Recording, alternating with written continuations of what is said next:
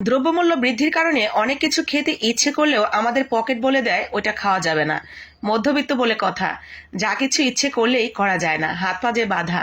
তাতে কি হয়েছে, আমরা মাঝে মাঝে কিন্তু এইভাবে ঘরোয়াভাবে অনেক কিছুই ম্যানেজ করে নিতে পারি, গৃহিণীরা চাইলেই। তো আজকে এরকমই একটি মজাদার চিকেন স্যুপের রেসিপি আপনাদের সাথে শেয়ার করব, যেটার জন্য বাজার থেকে কোনো কিছুই আপনার কিনে আনতে হবে না। প্রত্যেকটা বাসায় আছে এমন মশলা দিয়েই তৈরি করে নেওয়া যাবে, আর খেতেও কিন্তু রেস্টুরেন্টের থেকে কোনো অংশে কম হবে না। তো আমি এখানে প্রথমেই 2.5 কাপ পানি নিয়েছি, তার সাথে সামান্য একটু চিকেন দিয়েছি। এখানে বুকের একটা পাশের যে চিকেনটা থাকে তার থেকে অর্ধেকটা চিকেন দিয়েছি। তারপরে একটা পেঁয়াজ, রসুন, একটু আদা কুচি, সাথে দিয়েছি 2টা গোলমরিচ। পেঁয়াজ রসুন মাঝখান থেকে একটু ফেড়ে দিয়েছি, আর গোলমরিচটাও সামান্য একটু ছেঁচে দিয়েছি, যাতে ফ্লেভারটা খুব সুন্দরভাবেই এই পানির সাথে মিশে যায়। তারপরে চিকেনটা যতক্ষণ না পর্যন্ত সিদ্ধ হবে ঠিক ততক্ষণ পর্যন্ত রান্না করে নিব। যখন সিদ্ধ হয়ে যাবে তখন আমি এগুলোকে ছাঁকনির সাহায্যে তুলে নিব, অথবা পুরো পানিটাও আপনারা ছাঁকনি দিয়ে ছেঁকে নিতে পারেন। তোলা হয়ে গেলে এগুলোকে ঠান্ডা করে নিতে হবে। এখান থেকে শুধুমাত্র চিকেনটাই ব্যবহার করব। পেঁয়াজ রসুন আদা কুচি এগুলো অন্য রান্নার কাজে ব্যবহার করতে পারবেন, রেখে দিবেন। তারপরে সেই পানিটার ভেতরে আমি এখানে দিয়ে দিব লাল মরিচের গুঁড়া, আর দিয়ে দিব স্বাদ মতো লবণ। 1-2টা বলক দিয়েই এগুলো আমি নামিয়ে রেখে দিব। এই স্টকটা দিয়েই আমরা মূলত স্যুপটা তৈরি করব। এখন আমরা চলে যাচ্ছি পুরো স্যুপটা বানানোর জন্য। স্যুপটা বানানোর জন্য আমি এখানে 1 চামচ তেল দিয়ে দিয়েছি, খুব বেশি তেলের প্রয়োজন হয় না। 1 চামচ তেলের ভেতরে দিয়ে দিলাম অল্প একটু রসুন কুচি। রসুন কুচি দিয়ে তেলের উপরে সামান্য একটু নাড়াচাড়া করে যখন রসুন থেকে খুব সুন্দর একটা স্মেল আসবে, ঠিক তখন এখানে আমি অ্যাড করে দিব সেই যে স্টকটা বানিয়ে রাখলাম সেইটা। তো দিয়ে দিচ্ছি সেই পানিটা আমি এখানে। এখন সেই চিকেনটা ঠান্ডা হয়ে গেছে পারে, আমি কিন্তু চিকেনটা এইভাবে হাত দিয়ে ছিঁড়ে নিয়েছি। এখন সেই ছেঁড়া চিকেনগুলো দিয়ে দিলাম পানির মধ্যে।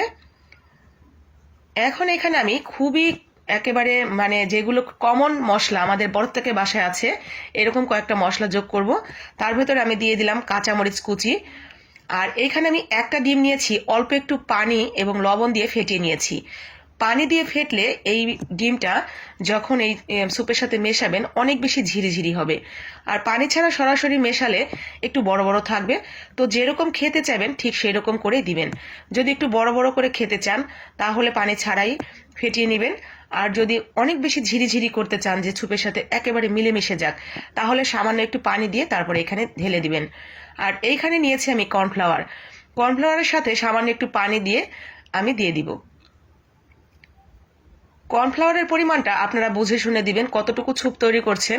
আস্তে আস্তে ঢালবেন, যদি দেখেন যে খুব বেশি ঘনত্ব হয়ে গেছে সেই ক্ষেত্রে একটু কমিয়ে দিবেন। আর ঝালের পরিমাণ যদি আরও বাড়িয়ে খেতে চান সেই ক্ষেত্রে পরবর্তীতেও কিন্তু নামানোর পরেও কাঁচামরিচ উপর দিয়ে খাওয়া যাবে। তো ঘনত্বটা যখন হয়ে গেছে এখন আমি এখানে অ্যাড করে দিব টমেটো সস। আমি এখানে এরকম 2 প্যাকেট সস ব্যবহার করেছি। টমেটো সস দেওয়ার পরে যে উপকরণটা না দিলেই নয় সেটা হলো লেবু। লেবু দিলে ডিমের যে একটা বাজে ফ্লেভার থাকে সেটা একদমই থাকবে না, আর খেতেও বেশ ভালো লাগবে, সতেজ সতেজ একটু টক টক স্বাদের, দারুণ লাগবে খেতে।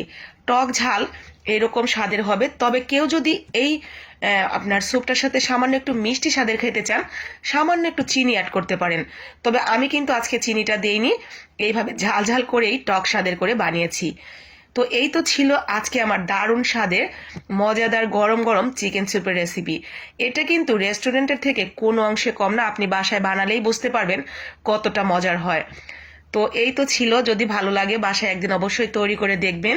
আর এই ধরনের টুকটাক জিনিস যদি আমরা খুব সহজেই ঘরোয়াভাবে বানিয়ে নিতে পারি, এতে করে যেমন আমরা খুব হেলদি একটা খাবার বাসায় বসেই খেতে পারলাম, তেমনি আমাদের সংসারের কিছুটা টাকা হলেও আমরা অনায়াসেই সেভ করে নিতে পারবো।